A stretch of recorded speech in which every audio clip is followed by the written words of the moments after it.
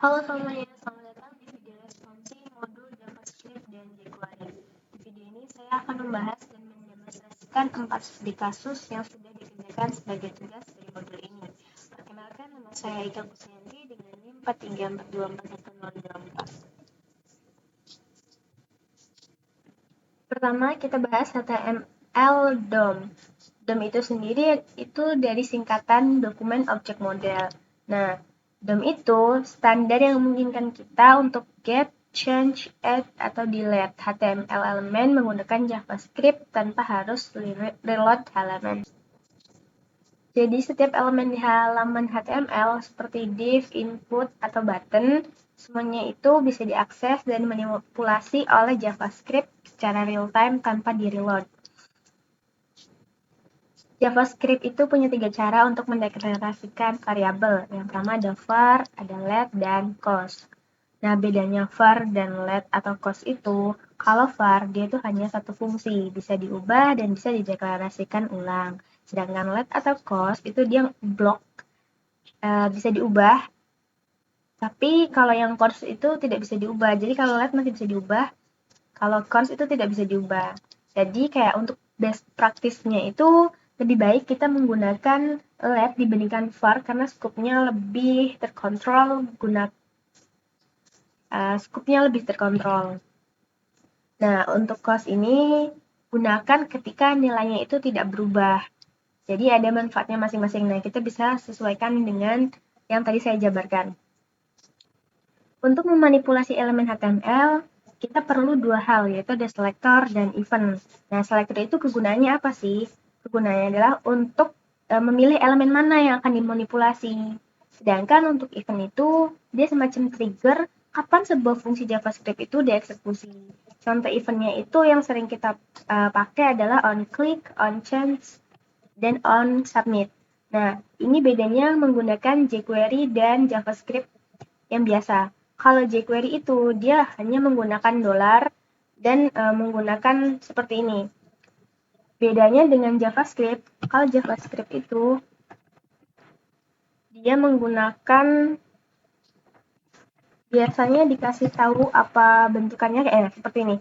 Jadi dokumen.getElementId dia tuh lebih jelas, lebih panjang sintaksnya dan mungkin lebih bisa dimengerti untuk pemula yang belajar suatu bahasa baru seperti itu.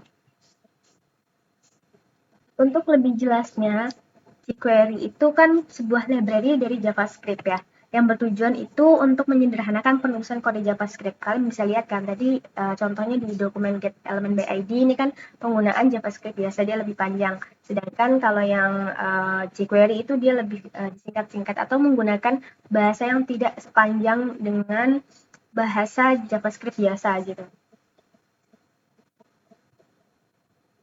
Konsepnya masih sama, pilih elemen lalu manipulasi, tapi kodenya itu jauh lebih pendek gitu. Lebih gampang diingatnya adalah jQuery itu sebuah library dari JavaScript yang bentukannya itu kodenya lebih pendek dibandingkan JavaScript biasa atau JavaScript itu sendiri. Oke, saya ingin menjelaskan juga satu hal yang wajib diingat saat menggunakan jQuery. Jadi, jQuery ini ada fungsi dokumen ready. Nah, buat apa sih dokumen ready ini? Fungsi ini tuh lebih memastikan seluruh HTML itu sudah selesai di-load sebelum JavaScript dieksekusi. Jadi, nggak akan ada error saat mengakses elemen yang belum ada. Lanjut lagi, kita akan bahas studi 1 Blade, yaitu permasalahan yang button spinner. Nah, studi kasus pertama, ini kan mengubah tombol submit menjadi spinner atau loader saat proses berjalan.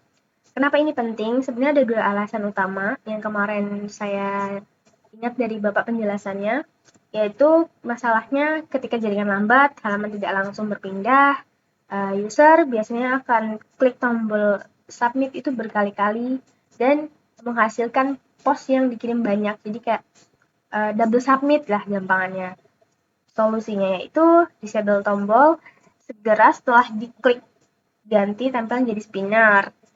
Nah, terus beri feedback visual bahwa proses sedang berjalan. Oke, langsung aja kita ke eksekusinya atau di tampilan websitenya. Oke, yang pertama ada studi kasus 1, yaitu button spinner. Studi kasus pertama, ini mengubah tombol submit menjadi spinner atau loader saat proses berjalan.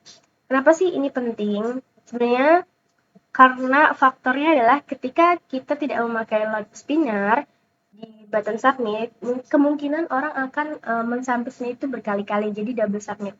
Nah, solusinya itu bisa disable tombol kalau setelah diklik, atau jadi ganti jadi spinner, terus dikasih feedback visual, jadi kayak misal visual proses sedang berjalan, contohnya seperti itu. Nah, ini saya akan bikin demo validasi kosong, jadi kayak ini nggak diisi apa-apa tabelnya, terus langsung saya simpan. Apakah akan muncul error atau sebagainya? Seharusnya muncul validasi HTML native yang menunjukkan input nama yang masih kosong atau field kosong. Nah, ini itu menggunakan fungsi cek validati dan report validati dari JavaScript.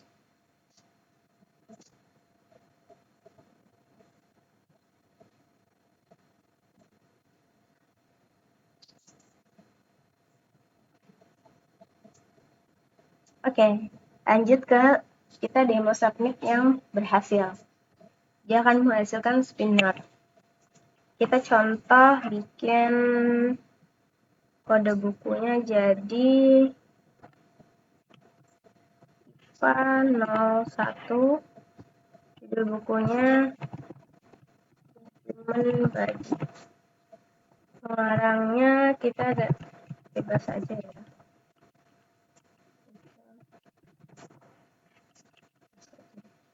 Nah, kategorinya karena ini masuk ke dalam kategori yang belum ada, jadi saya bikin atau masukkan di biografi. Terus kita klik simpan.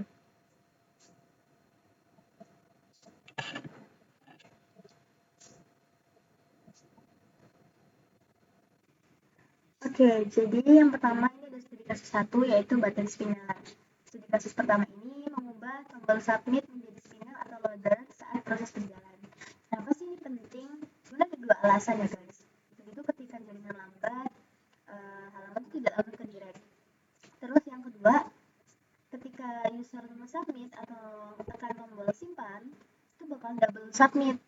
Nah, itu juga bisa ngebuat server tuh jadi lebih sibuk gitu loh. Nah, solusinya itu bisa di disable. Jadi disable itu ketika kita udah simpan, ini udah nggak bisa diklik lagi. Nah, dia akan warna abu-abu putih gini loh. Itu namanya disable.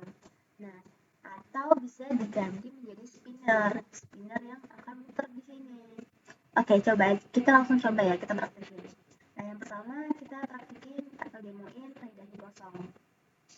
Validasi kosong ini kita tidak akan mengisi tabel-tabel ini, melainkan langsung klik simpan. Apa yang akan terjadi? Maka yang akan terjadi ketika klik simpan, harusnya dia akan menjadi error handling. Error handling apa? Seperti contoh, kode buku ini kosong atau isi kode buku ini. Seperti itu. Kita coba ya. Nah, seperti ini. Ini menggunakan fungsi cek validati dan report validati dari JavaScript. Nah, nanti ini tuh muncul ini dinamakan validasi HTML5 native. Tooltip yang menunjukkan input nama, input mana yang masih kosong. Lanjut kita akan demo di mana kita isi semuanya, maka akan berubah menjadi spinner. Oke, kita simpan ya. Nah, ini akan menjadi spinner. Oke, bukunya atau novelnya sudah masuk, pengarang dan lain sebagainya. Ini juga bisa edit. Lanjut. Oke, sekarang kita lihat kodenya ya. Sebenarnya ada 3 bagian kunci, yakni button pertama diletakkan di luar tab home. Nah, button bertipe button bukan submit berada di luar ini penting agar kita bisa mengontrol kapan from di submit. Kita lihat ya di kodenya juga.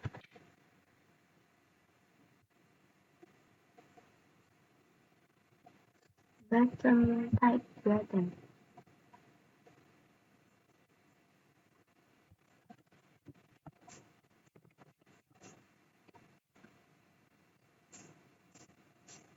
Nah, ini dia. Dan ada yang kedua yaitu logika di JavaScript. Logika di JavaScript ini kita bisa lihat di bagian if. Nah, ini berguna untuk memvalidasi apakah return value-nya itu sudah valid atau belum. Yang ketiga, itu ada ubah button jadi spinner. Ubah button jadi spinner itu ada di bawah. Nah, ini dia. Button simpan, ketika kita sudah disimpan, dia akan disable. Atau yang tadi abu-abu itu bisa di-click lagi. Kemudian, setelah itu dia akan mengubah button itu menjadi spinner. Dan tulisan menyimpan. Habis itu, sini ada set timeout function. Itu sebenarnya buat apa sih? Nah, set timeout function ini sebenarnya untuk itu menampilkan reload yang atau bulletin tadi reloadan biar tampil di website kita. Jadi ada time-nya atau ada reloadan apa ya bahasanya? Lebih ke arah loading. Nah, itu waktu loadingnya kurang lebih 500 milisecond. Baru di submit, habis itu langsung redirect ke roots-nya buku. Nah, kita masuk ke studi case yang kedua. Studi case yang kedua ini sebenarnya dia itu dikerjakan dalam satu halaman yang sama ya. Jadi studi case 2 dan 3 itu dikerjakan dalam halaman yang sama. Nah, halaman ini menampilkan form jadi untuk input data barang dan tabel di kanan untuk menampilkannya. Yang menarik itu sebenarnya data ini tidak disimpan di database ya teman-teman. Semua operasi CRUD ini terjadi murni di browser menggunakan JavaScript dan jQuery. Bisa kita lihat di sini. Nah, ini jadi kayak bisa dibilang data dummy, tapi sebenarnya bukan data dummy juga. Dia tidak disimpan ke database. Seperti itu. Coba ya, kita coba ya. Nah, di sini saya ingin memasukkan nama barang yakni pulpen pilot ya. Pasti kalian tahu kan, pulpen pilot tuh pulpen sejuta umat ya. Pilot harganya satunya itu 2.000. Nah,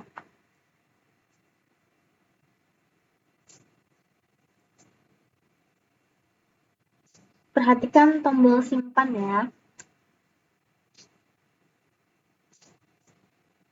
Setelah kita simpan atau kita klik tombol simpan ke tabel ini, dia formnya ini otomatis akan kosong.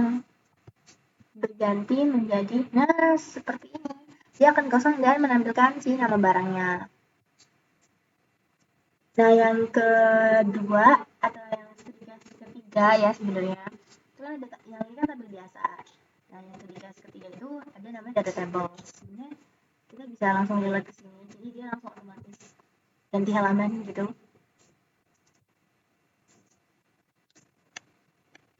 Kita coba barang gambar ya, gambar A5 harganya kurang lebih 10.000. Nah, kita klik simpan ke table. Oke, Jin juga sudah berhasil. Nah, bedanya apa sih studi case 2 dan 3 ini? Sebenarnya studi case 3 ini kita bisa lihat di bagian data tables atau daftar barang ini ya, tabel ini ya. Nah, coba hover di salah satu baris tabel. Ini ya contohnya. Nah, perhatikan kursor berubah menjadi pointer. Ini tanda bahwa kolom atau isi dari tabel ini bisa kita klik. Saya klik row buku gambar A5 ini. Nah, itu akan muncul modal dengan data yang sudah terisi otomatis, ID nama, dan harga. Nah, ID barang ini read only ya, tidak bisa diubah. Saya ubah nama jadi buku gambar Sidu. Ubah. Nah, di sini dia akan berubah. Bisa dilihat kan dari tabel yang berubah ini. Ketika tabel sudah diklik simpan atau ubah tadi, di submit ya, itu si modal itu akan langsung tertutup. Modal itu yang tadi kita lihat itu loh. Ketutup otomatis dan langsung menampilkan nama atau tabel atau halaman ini lagi ya. Gitu ya gampangannya. Sehingga dia tidak akan reload lah. Tidak reload halaman tapi langsung menampilkan. Seperti itu ya. Nah, sekarang kita coba hapus. Klik salah satu row di sini yang kita sudah isi. Terus kita coba klik tombol hapus ya. Seharusnya tombol menampilkan. Nah, ketika kita mengklik tombol hapus ini, maka yang akan terjadi adalah menampilkan spinner, lalu modal tertutup, dan row tersebut hilang dari tabel. Kalau semua data sudah dihapus, tabel kembali menampilkan pesan belum ada data. Kita coba di sini. Nah, seperti ini. Barang yang tadi kita masukkan itu sudah dihapus. Jadi akan menampilkan belum ada data. Kita lihat penjelasan atau di bagian kodenya. Kita bisa lihat di sini ya, ini untuk modal atau form yang tadi kita lihat. Nah, kuncinya itu kan ada di fungsi bind row click ya. Fungsi ini kan dipanggil setiap kali baris baru ditambahkan ke tabel kan. Nah, jadi data nama dan harga disimpan itu sebagai atribut atau data atribut di masing-masing row. Jadi gampangannya itu dia mudah diambil saat row diklik.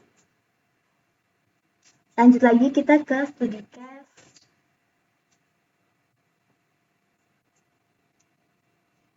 Nah, kalian bisa lihat di sini ada fungsi bind row click. Nah, fungsi bind row click ini sebenarnya buat apa sih? Fungsi itu dipanggil setiap kali baris baru ditambahkan ke tabel. Jadi, data nama dan harga disimpan sebagai data atribut di masing-masing row. Nah, emang kegunaannya apa? Jadi kegunaannya itu lebih mudah diambil saat row itu diklik. Jadi bisa di CRUD gampangannya seperti itu. Nah, perbedaan dengan tabel biasa antara studi case 2 dan studi case 3 itu apa sih? Nah, studi case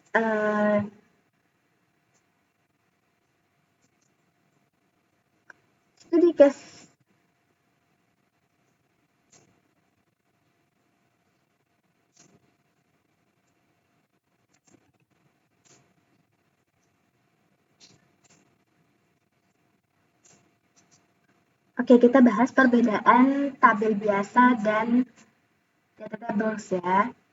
Jadi perbedaannya itu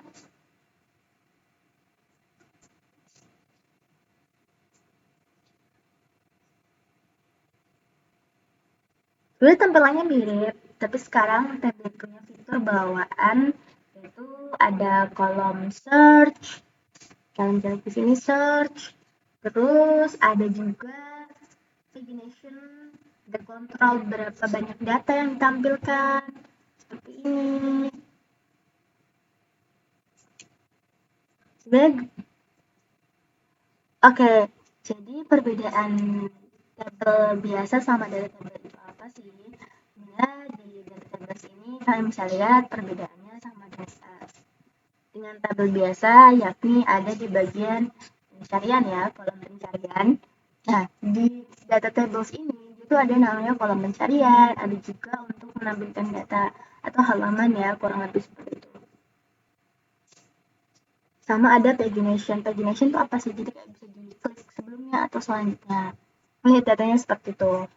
Perbedaannya cuma itu. Nah, kita kan pengen tahu nih apakah pencarian ini aktif atau enggak. Coba kita tambahkan Nama barang bebas, mau berapa aja terserah. Ini aku mau tambahin penggaris butterfly. Kalian tahu kan merek ini? Ini harganya kurang lebih 5.000. Simpan. Terus ada buku A4, buku 54. Harganya kurang lebih 60.000 atau 56 ribuan. Bisa masukkan.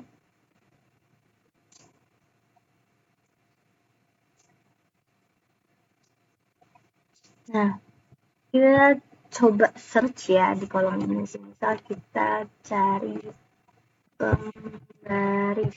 Nah, dia akan langsung otomatis menampilkan hasil apa yang kita cari gitu loh. Benar-benar only menampilkan yang kita cari seperti itu.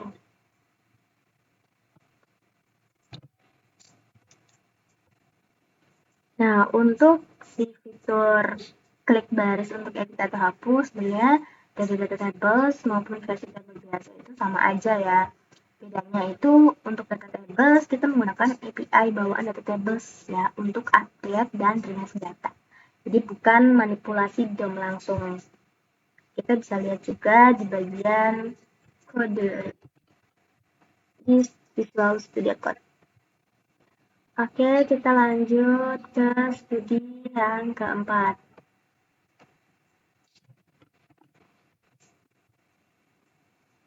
Nah, studi keempat ini kan lebih kayak select dan select 2 ya. Select biasa sama select yang kedua gitu. Bedanya apa sih gitu kan? Studi kasus keempat ini kan lebih membandingkan jenis komponen select ya teman-teman. Di sebelah kiri itu ada card select yang menggunakan elemen HTML native, sedangkan di sebelah kanan ada card select 2 yang menggunakan library select. Coba kita langsung demokan aja di bagian select biasa atau di sebelah kiri. Di card kiri saya coba tambah kota baru, yaitu kita coba untuk ketik kota Malang ya. Kita klik tambah, kemudian sekarang muncul nama Malang di bagian dropdown. Nah, seperti ini. Langsung aja kita lanjut ke select yang kedua atau demo select yang kedua. Sekarang di card kanan yang menggunakan select 2 itu coba lihat, perhatikan perbedaannya ya saat saya klik dropdown muncul kotak pencarian di dalamnya. Kita coba tambahin juga kota Malang biar bisa melihat perbedaannya teman-teman. Nah,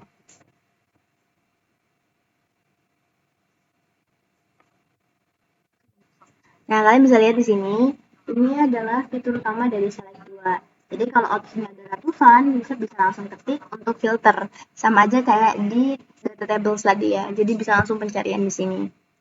Ya, tulisan ketik Malang. Nah, dia akan langsung memunculkan sesuai dengan pencarian kita. Seperti itu. Perbedaannya apa sih select biasa versus select 2? Jadi untuk select biasa ini kan dia menggunakan native ya teman-teman, native HTML biasa. Jadi tidak perlu tuh namanya library. Sedangkan untuk select 2 ini dia library-nya jQuery, jadi perlu CDN. Nah, CDN itu kan bentukannya seperti link ya teman-teman.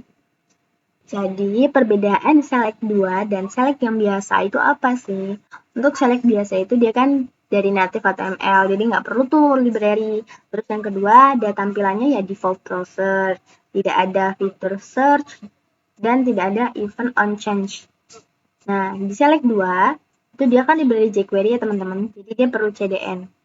Terus dia tampilannya juga lebih modern, lebih bisa di custom, terus ada juga search, multiple, dan tag. Tentunya ada event on change. Nah, untuk menggunakan select 2, sebenarnya ada 2 langkah teman-teman. Yang pertama itu kan kita import CDN-nya di bagian script ya. Coba kita lihat di bagian Visual Studio Code. Nah, kalian bisa lihat di bagian link. Kita search link. Nah, Ini untuk CDN select 2, yaitu CSS dan JS-nya.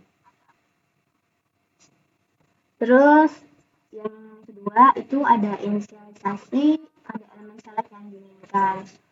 Kita bisa lihat juga di bagian sini. Nah, ini inisialisasi select 2 pada sel kota 2. Dan untuk menambahkan opsi baru secara dinamis ke select 2, kita perlu trigger change agar select 2 itu refresh tampilannya, teman-teman. Menggunakan apa sih untuk refreshnya? Kita bisa lihat di bagian cons. Nah, seperti ini.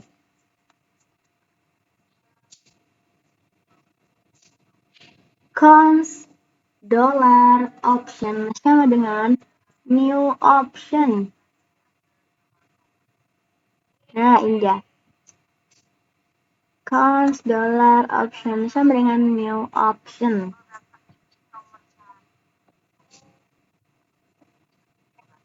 Baik, karena kita sudah selesai membahas keempat studi kasus dari modul JavaScript dan jQuery ini, berikut ringkasan yang bisa kita ambil ya teman-teman. Dari studi case yang pertama, selalu letakkan button di luar form, gunakan cek validati dan report validati untuk memvalidasi ya teman-teman. Lalu kalian disable button saat proses berjalan untuk mencegah double submit. Untuk studi case yang kedua dan ketiga, JavaScript itu mampu melakukan operasi namanya CRUD ya teman-teman, sepenuhnya di browser tanpa menyentuh database. Database ini memberikan fitur search dan regulation secara otomatis. Untuk yang studi case keempat atau select 1 dan select 2 itu sebenarnya lebih upgradean dari select biasa ya, atau select yang pertama yang memberikan fitur search dan tampilan yang lebih elegan, modern ya teman-teman, dengan kode inisialisasi yang sangat sederhana. Semua implementasi sudah tersedia di repository GitHub yang bisa diakses melalui link di description video. Terima kasih sudah menonton, semoga video ini bermanfaat, dan terima kasih juga untuk Pak Dimas. Kurang lebihnya mohon maaf. Assalamualaikum warahmatullahi wabarakatuh.